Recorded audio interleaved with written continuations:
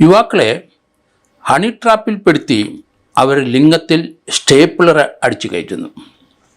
സംഭവം റിപ്പോർട്ട് ചെയ്യുന്നത് പത്തനംതിട്ട ചരൽക്കുന്ന് സ്വദേശികളായ ജയേഷും ഭാര്യയുമാണ് ഇത്തരത്തിൽ ഒരു സൈക്കിക് കേസായിട്ട് വന്നിരിക്കുന്നത്. യുവാക്കളുടെ ജനനത്തിലാണ് ഭാര്യയും ഭർത്താവും കൂടെ ഈ സ്റ്റേപ്പിളർ അടിക്കുന്നത്. 21 തവണ സ്റ്റേപ്പിളർ 2 യുവാക്കളുടെ ലിംഗത്തിൽ അടിച്ചെന്നാണ് ഇപ്പം വരുന്ന വാർത്തകൾ. ഇതൊരു സൈക്കോ കേസാണ്. കാരണം ഭാര്യയും ഭർത്താവും ആൾക്കാരെ വശീകരിച്ച് അണിട്ടാപ്പിപ്പെടുത്തി പത്തനംതിട്ടയിൽ ചരക്കുന്നുള്ള തങ്ങളുടെ വീട്ടിൽ കൊണ്ടുവരും.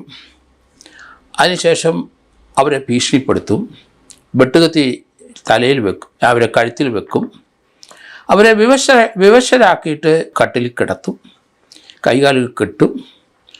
അതിനുശേഷം ഈ സ്ത്രീയുമായിട്ട് ഭാര്യയുമായിട്ട് ലൈംഗികവേഴ്ച ചെയ്യുന്ന പോലെ അഭിനയിച്ച് കാണിക്കണം.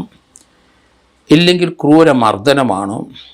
നെഞ്ചിലും കാലിലും വയറ്റിലൊക്കെ ചവിട്ടുകൊണ്ട് വേദന കൊണ്ട് കരയുന്നത് വെളിയിൽ കേൾക്കാൻ പാടില്ല. കരഞ്ഞോളൂ, പക്ഷേ വെളിയിൽ കേൾക്കാൻ പറ്റില്ല. അതിക്രൂരമായി ഭാര്യയും ഭർത്താവും കൂടെ ഈ പയ്യനെ വശീകരിച്ചു കൊണ്ടുവന്ന ആളെ മർദ്ദിക്കും.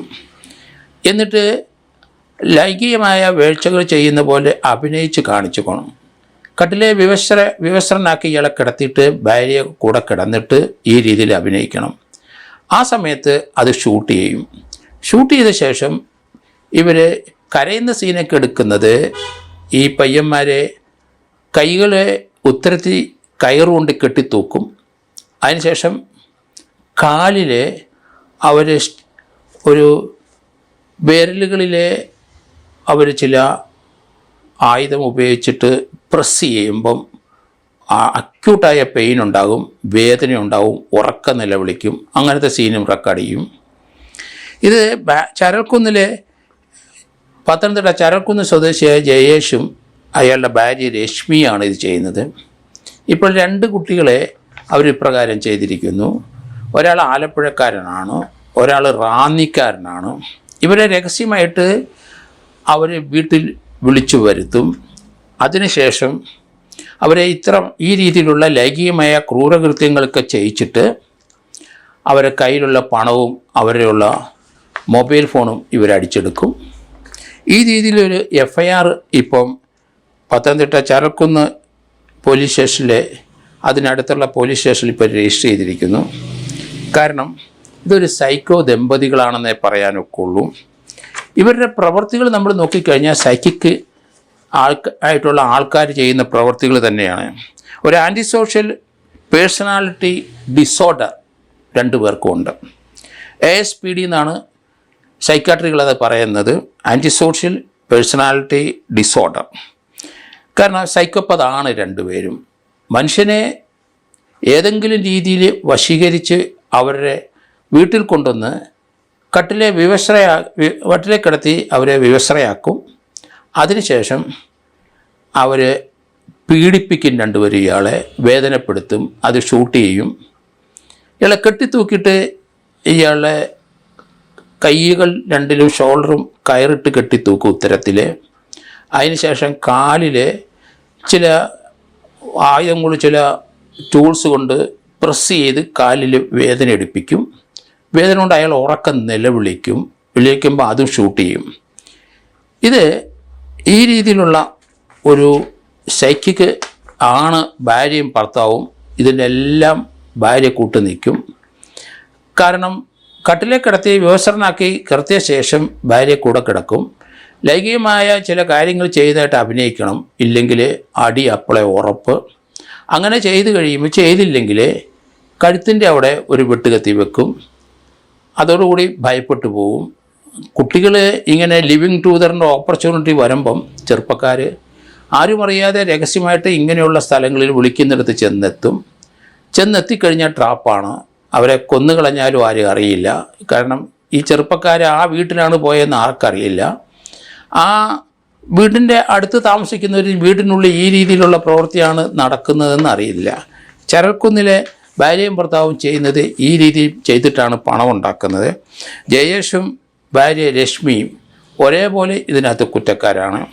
ഇതിനെ സംബന്ധിക്കുന്ന കേസുകൾ ഇപ്പം എടുത്തിരിക്കുന്നതിൻ്റെ FIR-നകത്ത് തന്നെ ഈ കാര്യങ്ങളെല്ലാം പറഞ്ഞിരിക്കുന്ന യുവാക്കൾ അങ്ങനെ വിവസ്ത്രമായി കിടക്കുന്ന സമയത്താണ് സ്റ്റേപ്പിളർ ഉപയോഗിച്ച് അവരുടെ പെനിസിൻ്റെ അവിടെ സ്റ്റേപ്പിളർ കൊണ്ട് അടിക്കുമ്പോൾ അക്യൂട്ടായ പെയിൻ ഉണ്ടാവും. ആ രീതിയിൽ 21 പ്രാവശ്യം 2 പേരിലും അവരുടെ ലൈംഗികാവയവത്തിൽ സ്റ്റേപ്പിളർ കൊണ്ട് അടിച്ചിരിക്കുന്നു എന്നാണ്. കാരണം ഈ രീതിയിലുള്ള സൈക്കിക് കേസുകൾ ധാരാളം കേരളത്തിലുണ്ട്. പക്ഷേ ആരും അത് പുറത്തേക്ക് പറയുന്നില്ല. പല ഭാര്യാഭർത്താക്കന്മാരും സൈക്കിക്കായിട്ട് മാറുന്നുണ്ട്. സെക്ഷുവലായിട്ട് ഈ രീതിയിലുള്ള വളരെയധികം കൃത്യങ്ങൾ കേരളത്തിലെ പല സ്ഥലങ്ങളിൽ നടക്കുന്നുണ്ട്. പക്ഷേ ഇത് മരണപ്പെടും അല്ലെങ്കിൽ കൊല്ലപ്പെടും എന്നുള്ള ഒരു അവസ്ഥ വന്നപ്പോഴാണ് ഈ രീതി 2 ചെറുപ്പക്കാർ ഇതുപോലെ ക്രൂരമായ രീതിയിൽ സൈക്കോ കേസ് പോലെ അവർ പ്രവർത്തിച്ചപ്പം അത് അതേപടി ഇവർ പോലീസ് സ്റ്റേഷനിൽ പോയി പറഞ്ഞു FIR എടുത്തിരിക്കുന്നത്. ഏതായാലും ഭാര്യയും ഭർത്താവിനെയും അറസ്റ്റ് ചെയ്തിട്ടുണ്ട് എന്നാണ് മനസ്സിലാക്കുന്നത്. ഈ സംഭവങ്ങളെല്ലാം ആ FI സ്റ്റേറ്റ്മെൻറ്റിനകത്ത് ഇവർ പറഞ്ഞു കൊടുത്തതിൻ്റെ അടിസ്ഥാനത്തിൽ അത് ആ വീഡിയോ ദൃശ്യങ്ങൾ പകർത്തിയ കാര്യങ്ങളെല്ലാം FIR-നകത്ത് പറയുന്നുണ്ട്. എന്തൊക്കെ അവിടെ ഇതുപോലെയുള്ള സൈക്കിക്കായിട്ട് കാര്യങ്ങൾ ചെയ്തിട്ടുണ്ടോ തുടക്കം മുതലുള്ള കാര്യങ്ങൾ ഇവർ പോലീസിൽ പറഞ്ഞിട്ടുണ്ട്. അതുകൊണ്ട് അവരെ കസ്റ്റഡിയിൽ എടുത്തിരിക്കാനാണ് സാധ്യത. ആ സൈക്കോ ദമ്പതികളെ ഇവരെ തുറന്നു വിടാൻ പാടില്ല. ചെയ്ത പ്രവൃത്തികളൊക്കെ മനുഷ്യത്വരഹിതപരമായ ലൈംഗികമായ ചില ഒരു അബ്നോർമാലിറ്റി ഉള്ളവർ തന്നെ എന്ന് പറയേണ്ടി വരും. ഭർത്താവിനുണ്ടെങ്കിൽ തന്നെയും ഭാര്യയും ഭർത്താവിനെക്കാട്ടും കുറച്ചുകൂടെ കേമിയായിട്ടാണ് ഇതിനകത്ത് പ്രവർത്തിക്കുന്നതായിട്ട് കാണുന്നത്.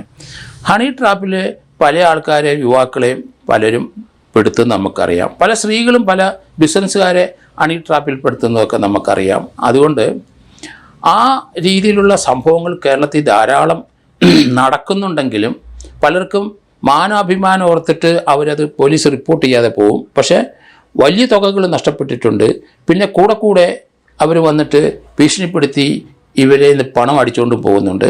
അങ്ങനെ അടുത്ത കാലത്ത് ഈ കിളിമാനൂരിനടുത്ത് തന്നെ ഒരു വ്യവസായിക്ക് ഇങ്ങനെ പറ്റി. അയാളെ പോലീസ് റിപ്പോർട്ട് ചെയ്ത് അത് കേസ് രജിസ്റ്റർ ചെയ്ത ശേഷം ഭാര്യയും ഭർത്താവിനെയും അറസ്റ്റ് ചെയ്യുകയും ചെയ്തു. കാരണം അത് അവരുടെ ജീവന് ഭയം വരുമ്പോഴും സാമ്പത്തികമായ നഷ്ടം വരുമ്പോഴും അതോടൊപ്പം തന്നെ ഭാവിയിൽ തുടരെ ഇവരെ ബ്ലാക്ക് മെയിൽ ചെയ്ത് പണം അടിക്കുന്ന ഒരു സിറ്റുവേഷൻ വരുമ്പോഴാണ് പലരും ഇത് റിപ്പോർട്ട് ചെയ്യുന്നത്. ഈ 2 ചെറുപ്പക്കാരും ഒരേ രീതിയിൽ തന്നെ അവിടെ പോലീസ് സ്റ്റേഷനിൽ പോയി പരാതി പറഞ്ഞ് കേസ് രജിസ്റ്റർ ചെയ്തിട്ടുണ്ട്. എന്തായാലും ഹണി ട്രാപ്പിൽ പെടുന്നവർ ഇതുപോലെയുള്ള സ്ഥലങ്ങളിൽ പലരും മരണപ്പെട്ടു പോയാലും അവരത് ഡിസ്പോസ് ചെയ്ത് കളയും. എങ്ങോട്ടാണ് ഈ പയ്യൻ പോയതെന്ന് വീട്ടുകാർക്കോ നാട്ടുകാർക്കോ സുഹൃത്തുക്കൾക്കോ അറിയത്തില്ല. മൊബൈലിലനുസരിച്ച് ആ ലൊക്കേഷൻ ഏകദേശം കിട്ടും എന്നാണ് നമുക്ക് അറിയാം.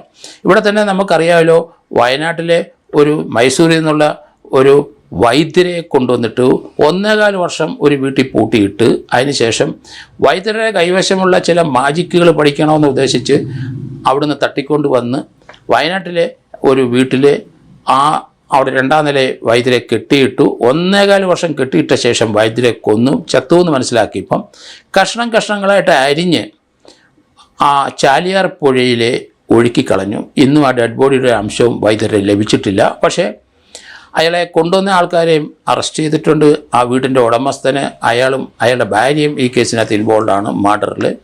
പക്ഷേ കോർപ്പസ് ഡിലിറ്റി ഡെഡ് ബോഡി ഇന്ന് വരെ കിട്ടിയിട്ടില്ല. ചാലിയാർ പുഴയിൽ കഷ്ണമായിട്ട് ഒഴുക്കിക്കഴിഞ്ഞപ്പം ഫ്ലഷെല്ലാം മീൻ തിന്നിട്ടുണ്ടാവും. അതുപോലെ തന്നെ ചെറിയ എല്ലും ഫ്ലഷൊന്നും ലഭിക്കാതെ പോയിട്ടുണ്ടാവും. അതുപോലെ വലിയ എല്ലും കഷ്ണങ്ങൾ മനുഷ്യൻ്റെ അത് ചാലിയാർ പുഴയിൽ കൂടെ ഉടങ്ങി കടലിലും പോയിട്ടുണ്ടാവും. പക്ഷേ പോലീസ് ഉദ്യോഗസ്ഥന്മാർ കേസെടുത്തിട്ട് ഈ കേസിൻ്റെ എവിഡൻസുകൾ ആ വീട്ടിൽ നിന്ന് കണ്ടെടുത്തു. അവിടെ അവരുടെ ബാത്റൂമിൽ നിന്ന് ഒഴുകിപ്പോകുന്ന ആ വെള്ളങ്ങൾ ഒഴുകിപ്പോകുന്ന സ്ഥലത്തെല്ലാം ബ്ലഡ് സ്റ്റെയിൻസ് കണ്ടെടുത്തിട്ടുണ്ട്. ആ ബ്ലഡ് സ്റ്റെയിൻസ് ഈ വൈദ്യരെയാണെന്ന് തിരിച്ചറിഞ്ഞിട്ടുണ്ട്. അതൊരു ക്ലീൻ മർഡർ കേസുകളാണ്. പക്ഷേ കോർപ്പസ് ഡിലിറ്റി കണ്ടെത്താൻ കഴിഞ്ഞിട്ടില്ല. ആ ബ്ലഡ് വെച്ചിട്ട് അത് അയാളുടെ DNA കണ്ടെത്തി അയാളെ കൊന്നു എന്ന് മനസ്സിലാക്കാനേ കഴിയുള്ളൂ. നമുക്ക് സെബാസ്റ്റ്യൻ്റെ കേസിൽ അറിയാമല്ലോ, നമുക്ക് ആലപ്പുഴ ഇതേ രീതിയിലുള്ള സംഭവങ്ങൾ ധാരാളം 3-4 പേരുടെ കൊലപാതകങ്ങൾ അവിടെ നടന്നു കഴിഞ്ഞു. ഇതുപോലെയുള്ള സൈക്കിക് ആൾക്കാരാണ് സെബാസ്റ്റ്യനും എന്ന് പറയേണ്ടി വരും. ഇവിടെ ചരൽക്കുന്നിലെ ഈ ദമ്പതികൾ ജയേഷും ഭാര്യയും യുവ ദമ്പതികൾ, അവർക്ക് 10-30 വയസ്സിൽ കൂടുതലില്ല, അവരാണ് ഈ പ്രവൃത്തി ചെയ്യുന്നത്. എന്തായാലും ശ്രദ്ധിക്കുക, പയ്യന്മാരും പെൺകുട്ടികളും ആൺകുട്ടികളും ഇതുപോലുള്ള ചതിയിൽ വളരെ ഈസിയായിട്ട് നിങ്ങളുടെ ഈ പ്രായത്തിൽ നിങ്ങൾ ചെന്ന് ചാടും. അങ്ങനെ ആൾ അപ്രത്യക്ഷമാകും. ആ രീതിയിൽ ചിലപ്പം നിങ്ങൾ എവിടെ പോയി എന്ന് പോയും വീട്ടുകാരറിയില്ല. ദയവ് ചെയ്ത് നിങ്ങൾ ഇങ്ങനെയുള്ള പ്രവൃത്തിക്ക് പോയാലും തങ്ങളുടെ കൂട്ടുകാരുടെ അടുത്തും ഞാൻ ഇന്നടുത്ത് പോവുകയാണെന്നൊന്ന് പറയുക. അല്ലെങ്കിൽ എങ്ങോട്ട് പോയി എന്നറിയത്തില്ല. പെൺകുട്ടികളായാലും ശരി ആൺകുട്ടികളായാലും ശരി, നിങ്ങൾക്ക് ചിലപ്പം നിങ്ങളുടെ ജീവൻ രക്ഷപ്പെടുത്താൻ ആർക്കെങ്കിലും പറ്റും. ഒരാളെയെങ്കിലും അറിയിച്ചിട്ട് മാത്രമേ പോകാവുള്ളൂ. രഹസ്യമായി ഇങ്ങനെ പോകുന്ന കാര്യം നടത്തി മടങ്ങാമെന്ന് കരുതുന്ന പലരും കൊല്ലപ്പെട്ടു പോവുകയും നാട് വിട്ടു പോയെന്നൊക്കെ പലരും പറയും. പക്ഷേ യഥാർത്ഥത്തിൽ അവർ കൊല്ലപ്പെട്ടു പോവുകയാണ്.